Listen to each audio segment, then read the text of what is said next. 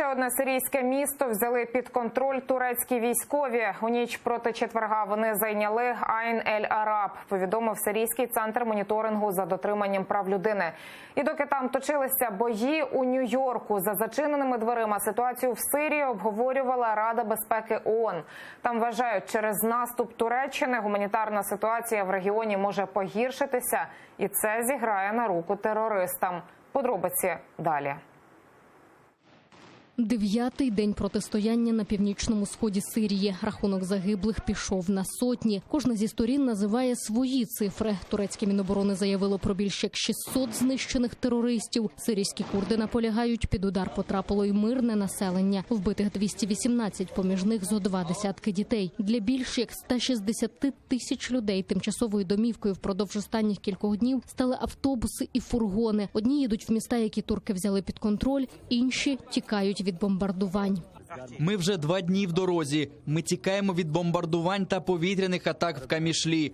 Це не операція проти сирійських курдів загалом, запевняє міністр закордонних справ Туреччини Мевлют Чавушоглу. В статті для американської газети «Нью-Йорк Таймс» пояснив, регіон хочуть очистити від озброєних курдів, які, зокрема, допомагають боєприпасами і вибухівкою турецькій робітничій партії Курдистану. Її Анкара вважає терористичною.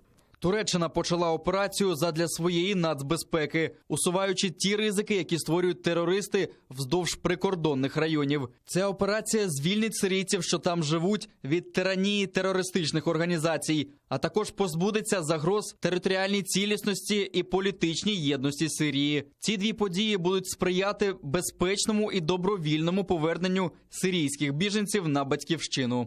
Сирійські курди раніше воювали на боці американських солдатів, допомагали боротися з бойовиками угруповання «Ісламська держава». Штати вивели свої війська з регіону якраз напередодні турецького наступу. Нині Палата представників Конгресу США визнали, це рішення Дональда Трампа було помилковим. Сам він ще минулого тижня написав турецькому президенту Реджепу Таїпу Ердогану листа, попросив сісти за стіл переговорів з сирійськими курдами. Сирія проводить переговори з Туреччиною. Ми робимо те ж саме. Ми запровадили масштабні санкції. Якщо чесно, вони працюють краще, аніж бої. Як повідомило наше Міністерство закордонних справ, ми відреагуємо на будь-які санкції. Міністерство вже готується, воно працює над цим. Туреччина не лишить все це без відповіді.